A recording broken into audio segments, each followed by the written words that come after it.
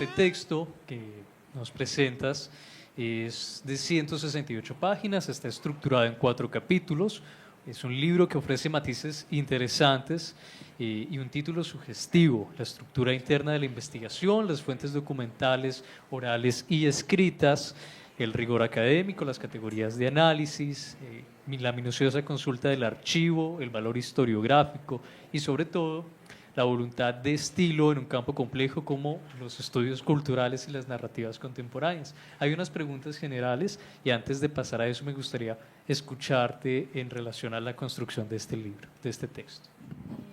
Buenos días, ¿cómo están? Bueno, la construcción, voy a hablar más del proceso que del resultado, ¿cierto? Fueron aproximadamente 3-4 años lo que tardó pues mi formación en la maestría para tener lo que hoy es el libro.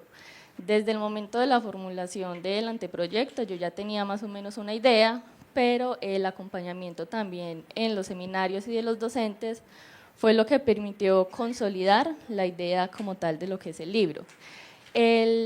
Las aproximaciones iniciales fueron más que todo archivo documental, mucha lectura, mucha lectura, mucha revisión de documentos, clasificación, y ya sobre la última etapa, que es lo que correspondería al último semestre pues, de la maestría, dije, bueno, a todo esto hay que darle una forma, ¿cierto? Pero quería que fuera muy coherente, que no se vieran como capítulos aislados, como elementos desarticulados entre sí, sino como casi que en la misma procesualidad en la que construí la investigación y desarrollé la investigación, que ese fuera el producto de la estructura del libro. No solamente como que mire, acá está lo que yo hice y ya, sino venga, acompáñeme y casi que caminemos juntos mientras usted lee para que vea yo cómo hice esta investigación.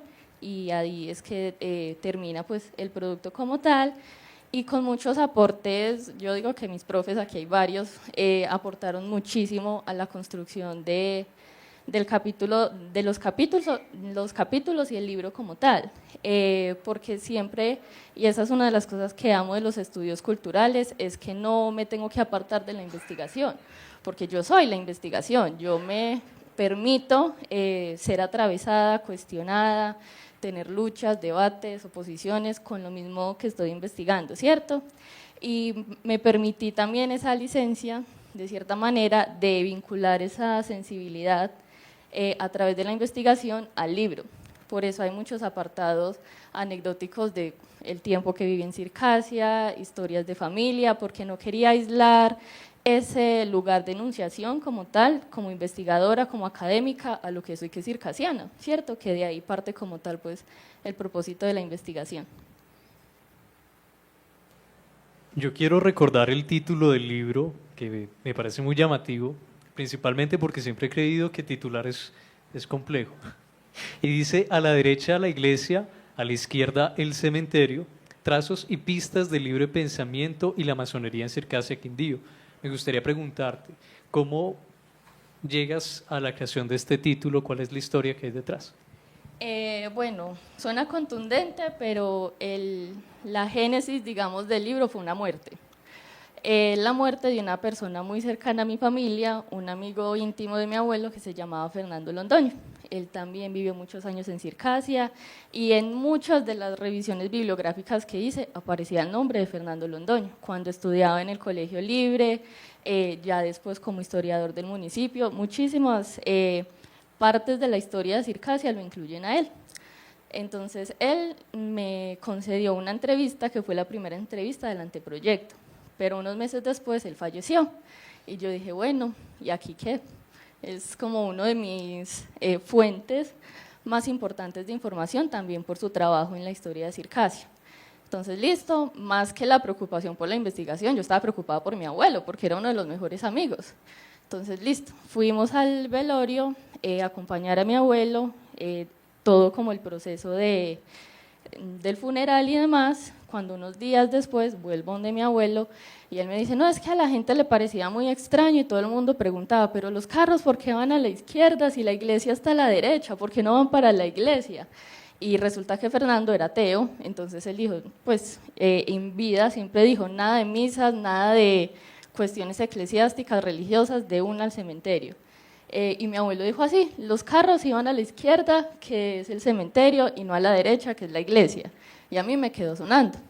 Cuando ya era momento de ponerle el título, porque participé en una convocatoria interna y el título no se puede cambiar por nada, de manera muy coloquial, no se imaginan cuántas encuestas de WhatsApp hice como para saber qué nombre ponerle, porque yo tenía varios y hacía a las personas como más íntimas, a mi directora, a mi sensei, la profe Victoria, yo era como que, pero es que yo no sé si ese título sí o de pronto la gente quede perdida, porque sentarme a explicar la historia del título cada que lo vean, pues difícil, ¿no?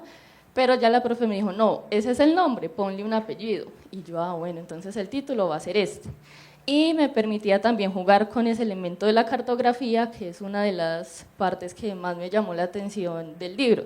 Dije, bueno, derecha, izquierda, ubicación, geografía, cartografía.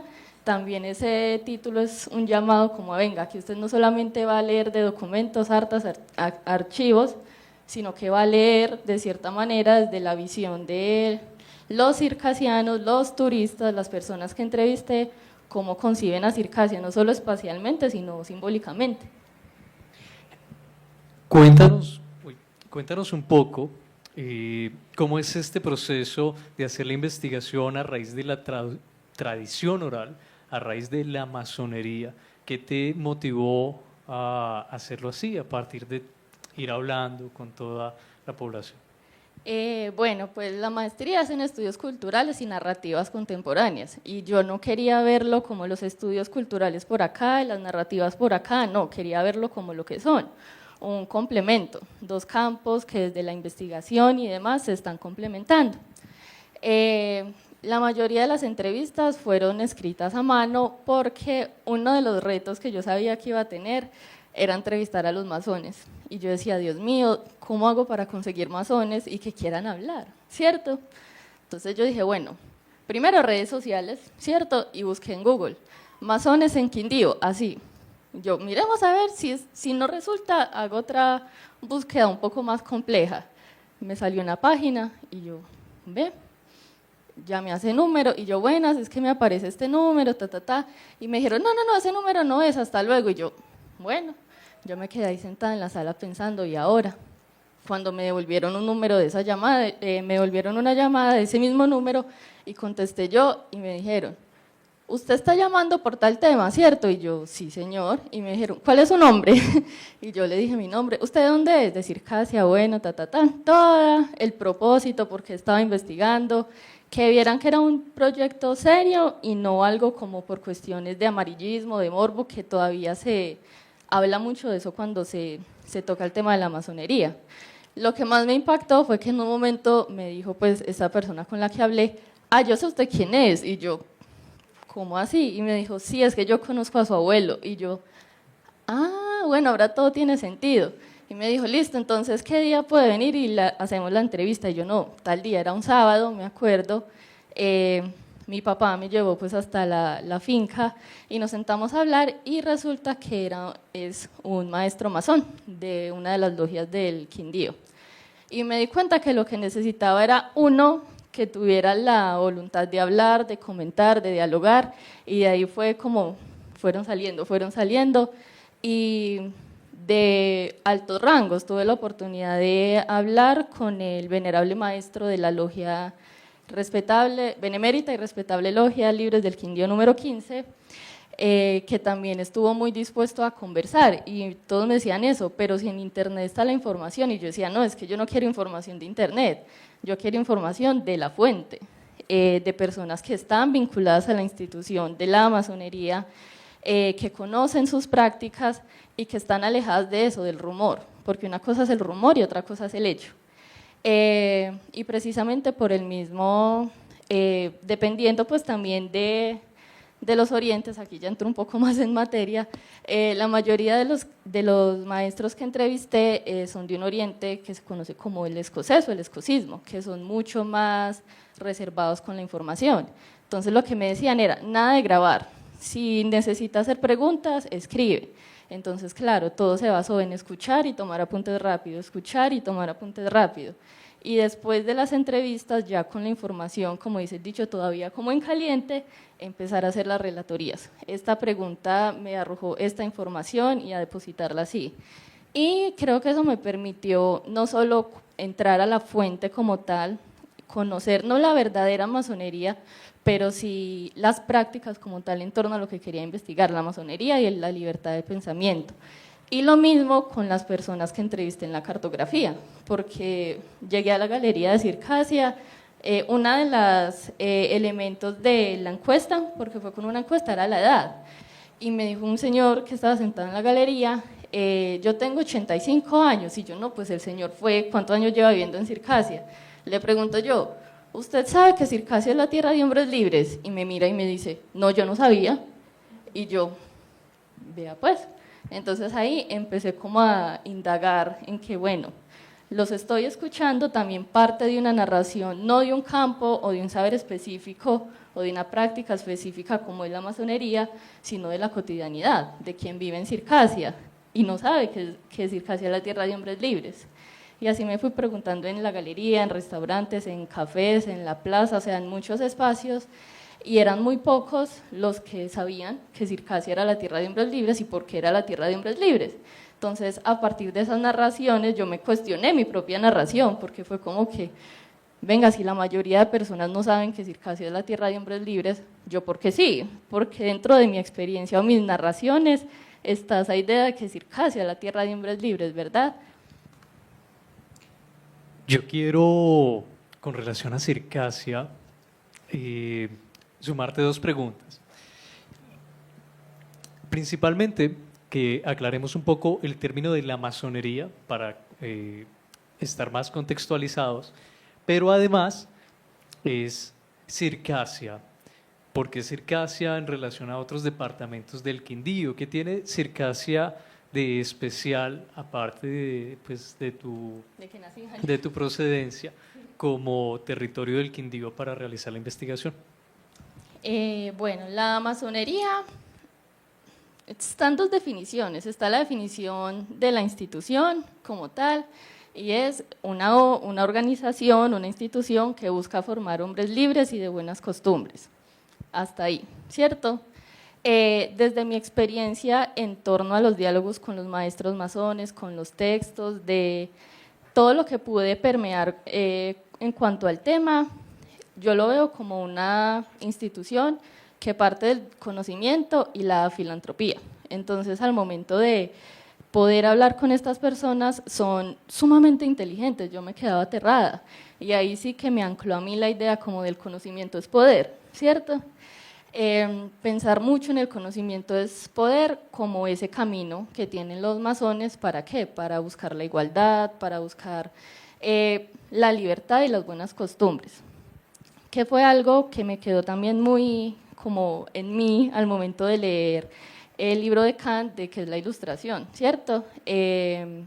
Cuando habla de la autonomía, de la mayoría de edad, que la libertad como tal se da por la responsabilidad sobre mis decisiones. No habla de una edad específica, sino de manera más simbólica. La mayoría de edad, asumir esa responsabilidad que conlleva la libertad. Y para mí eso es la masonería, como yo, desde el elemento simbólico, como una piedra, que es uno de los elementos más frecuentes en la institución, como yo siendo una piedra en bruto, puedo pulirme para no ser solo libre y de buenas costumbres hacia afuera, sino cómo puedo construir una mejor sociedad.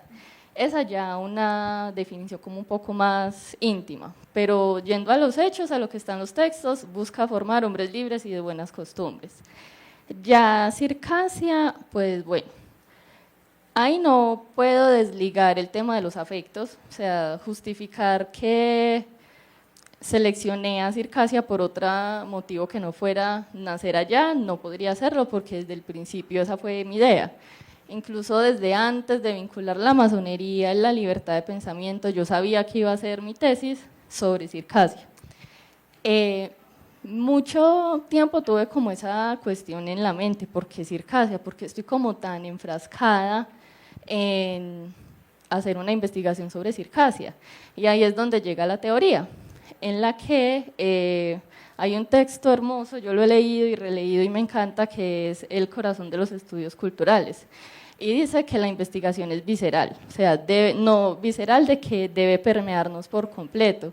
Y si hay algo que ha permeado mi vida, mi formación, mi forma de pensar, ha sido geográficamente pues, nacer en Circasia, pero también la vinculación afectiva con Circasia, el tema del arraigo, que María Luisa no se imagina haciendo de otra forma que circasiana. Entonces siento que ahí fue como ese primer paso a hacer esa ruptura de la investigación como algo rígido, ladrilludo, cansón, algo que pesa y algo tedioso, sino como al contrario, algo que transforma, porque a medida que investigo sobre Circasia, como te decía ahora, cambio mi propia narración, no es la investigación como algo aparte, sino que dialogamos, es un diálogo constante. Yo me acuerdo, eso también es otra frase que me quedó bien en la mente. La profe Luisa nos decía en un seminario de contexto que el conocimiento hay que hacerlo carne, para que, o sea, no saber la teoría porque sí, sino ese conocimiento hacerlo carne para yo saber el por qué, el cómo y el para qué. Y ahí fue que me di cuenta, bueno, el por qué, el cómo y el para qué es que es un tema del que nunca se ha hablado en Circasia, es un tema que parte de lo común, por decirlo de cierta manera, pero al mismo tiempo es un tema que me interpela por completo. María, veo que hay tres momentos definidos de la investigación muy importantes. Es la fundación, la construcción del cementerio libre y la actualidad. Entonces, ¿cómo fueron analizados y sistematizados y cuál es esa relación del cementerio libre de Circasia? Bueno, las acotaciones temporales, que fue el nombre que le di a cada etapa, no surgen de manera arbitraria.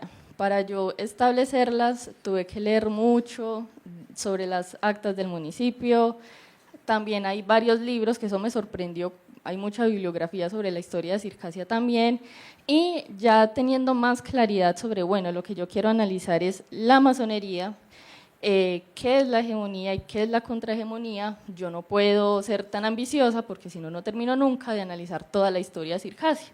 Necesito de manera más específica empezar a decantar qué elementos puedo articular y qué elementos son importantes pero no son tan necesarios, y ahí se me saltan muchos.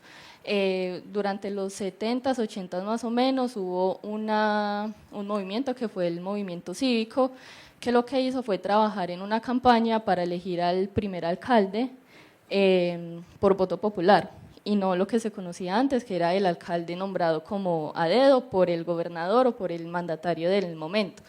Pero eso no me permitía tanto como anclar esa idea de la libertad de pensamiento o de manera tan precisa con la masonería, entonces la dejé por fuera. Y también una etapa en la que el cementerio está abandonado, yo dije, pues tampoco me va a permitir como indagar a profundidad, entonces lo dejé por fuera. Y ahí fue donde identifiqué mucho desde los principios también de la masonería, libertad, igualdad y fraternidad, qué elementos me permitían tomar actores, que es lo principal, ¿cierto? Uno no puede analizar algo si no hay alguien que lo ejecute, los actores, los fenómenos y lo más importante, el contexto. Contextualismo radical, la base de los estudios culturales. Sí, bueno, no hay nada aquí de la maestría, pero no les puedo olvidar, contextualismo radical. Y ahí fue donde dije, bueno, en el caso de la fundación y de la construcción del cementerio libre a nivel nacional, ¿cierto? No se puede mirar algo como de manera pequeña, sino por esfera, ¿cierto? Estaban en Circasia, bueno, a nivel nacional, estaba regido por el concordato, ¿cierto? El concordato como esta carta, por decirlo de alguna manera, que establece la educación, los cementerios, colegios y demás. Ese fue el primer elemento. La masonería, en muchos aspectos, o en el caso de la libertad de pensamiento, defiende la laicidad. Una aclaración acá, una cosa es la laicidad y otra cosa es el laicismo. La laicidad es la idea mediante la cual se separa lo religioso de las demás esferas de la vida humana, ¿cierto? El laicismo es la separación del gobierno religioso del gobierno civil. Entonces, decir, estamos en un gobierno laicista es que la iglesia no es un ente como tal que rija alguna institución y demás. En este caso llega la etapa de la fundación y lo que me pareció más curioso es que se articuló con la Junta Agraria Pobladora. Es decir, Circasia no fue desarrollada de manera arbitraria o yo llego y tomo mi porción de tierra, no. Circasia fue, los lotes fueron entregados de manera equitativa, cumpliendo unos requisitos y si después de un tiempo no se había empezado una construcción, entonces bueno, se le cede el lote a otra persona. Entonces ahí también ya de manera superficial, por decirlo de alguna forma, podía haber, ahí está ese principio, libertad, igualdad y fraternidad. No es una idea absolutista de esto es mío o me apropio de ello, sino el desarrollo y el progreso es comunitario. Ese como un primer momento y también porque deja de ser, ya desde lo histórico, porque hay mucho componente histórico en la investigación, es que es en esa época donde hay muchas guerras civiles en Colombia y donde Circasia deja de ser un corregimiento y pasa a ser un municipio como tal. La etapa del cementerio, a mí hablar sobre el cementerio me generaba cierto conflicto y en las asesorías me decían, pues hable del cementerio y yo, no, es que sobre el cementerio ya han dicho mucho y tengo esta idea de que me interesa más el proceso que el resultado y yo decía, pues es que hablar del cementerio, ahí está, yo quiero hablar es el por qué surge el cementerio, cuál es la historia detrás del cementerio. Entonces hice ese acuerdo de no dejar el cementerio por fuera y darle un papel importante porque es importante en la historia de Circasia y dejarlo como otra acotación, porque desde ya hablando de categorías como tal, es donde se evidencia esa lucha entre lo hegemónico y lo contrahegemónico. Cuando la masonería, o bueno, propiamente la masonería y ese arraigo de la libertad de pensamiento entra en juego con las elecciones de Enrique Olaya Herrera como primer presidente elegido del Partido Liberal por voto popular. Y dije, bueno, esto desde la masonería, debo dejarlo acá, es un elemento importante. Y ya finalmente, y porque también había una junta de por medio en todo lo que fue la configuración del cementerio. Y ya también en ese elemento histórico, la última etapa, la actualidad, y en el caso del terremoto. El terremoto de Armenia afectó mucho a Circasia, no tanto desde la infraestructura, sino la migración interna, porque muchas de las personas que resultaron damnificadas por el terremoto empezaron a migrar a Circasia. Con la ley Quimbaya, que lo que hacía, y también la AFOREG, lo que se empezó a hacer fue un proceso de listo, usted se quedó sin casa, véngase para acá que le damos casa. Pero entonces, ¿qué pasó? Muchas personas que no eran del Quindío, que no habían resultado damnificadas en el terremoto, empezaron a venir a conseguir casa a Circasia, a conseguir propiedades a Circasia. Entonces también fue importante esa reconfiguración del espacio, no desde lo físico, sino desde la población. Y cómo la población migrante cambió esa configuración de si es un pueblo libre o no, porque hay un cementerio y demás. Bueno, ya para cerrar, porque nos fue también el tiempo volando, hay 4 capítulos. El primer capítulo titula Tras los bastiones de Circasia, contextualizando su historia. El segundo, Fisuras de la realidad, obra de la imaginación. El tercero, Tradición, encuentro y cambio, Circasia y sus espacios simbólicos. El cuarto, nos faltó uno. Ya, el capítulo 2 era Hegemonía en jaque. ¿Qué te gustaría resaltar de cada uno de estos capítulos? ¿Qué invitación quisieras realizar a todos los que nos acompañan el día de hoy también para que se acerquen a consumir esta investigación? Bueno, yo veo el libro, como les comentaba ahora, un caminar, ¿verdad? Si ustedes solo quieren conocer sobre la historia de Circasia, lea el primer capítulo y con eso va a saber sobre la historia de Circasia. Si le interesó y dice, bueno, pero ¿qué tiene que ver Circasia y la libertad de pensamiento con el análisis del discurso? Bienvenido al segundo capítulo. Ahí le explico la teoría del análisis del discurso de Bakhtin, ya defino de manera mucho más específica lo que es la contrahegemonía y la hegemonía desde Gramsci y cómo todo eso se ve en Circasia. Si quiere un día ir a tomar tinto a Circasia, que es lo que más hace la gente, vea el capítulo número 3, que ahí es donde el capítulo donde están las cartografías, que ahí literalmente le doy un mapa de dónde puedo ir a tomar tinto a Circassia. Entonces, permítase caminar en la investigación hasta ese punto. Y porque si lee ese capítulo, ya la gente no lo ve como un lugar relacionado con la libertad del pensamiento ligado al cementerio, sino la libertad de pensamiento como donde pasar el tiempo libre, que ese es uno de los hallazgos. También ha cambiado mucho la percepción de qué es la libertad de pensamiento y los lugares ligados a la libertad de pensamiento. Y la última, como tal, es si en serio se habla de libertad de pensamiento en Circassia. Si usted superó todos esos capítulos y sigue interesado, va a llegar a la conclusión de que en Circassia no hay libertad de pensamiento, pero si quiere saber el por qué, debe leer el libro, ¿cierto? Porque no les voy a hacer ahí el spoiler. Y la invitación, bueno, el libro está en el repositorio, es gratis, es virtual, el conocimiento es poder, aprovechen, léanlo. No digo que la metodología sea la última metodología ni nada por el estilo, pero sí creo que puede aportar mucho para cualquier tipo de investigación. Entonces, si usted está pensando, bueno, quiero hacer una investigación desde el análisis del discurso, pero no sé cómo, vaya al libro y ahí va a estar. Le tengo las matrices para que las pueda identificar y todo, aproveche que ahí está la información. También, si quiere ver que se puede hacer la investigación de una manera más sensible, de una manera íntima, que no desligue ese ser humano del ser investigador, por denominarlo de alguna otra manera, lean la introducción, que ahí le cuento por qué quiero hacer esa investigación y cuál es el propósito de la investigación. Y eso sería todo, lean el libro.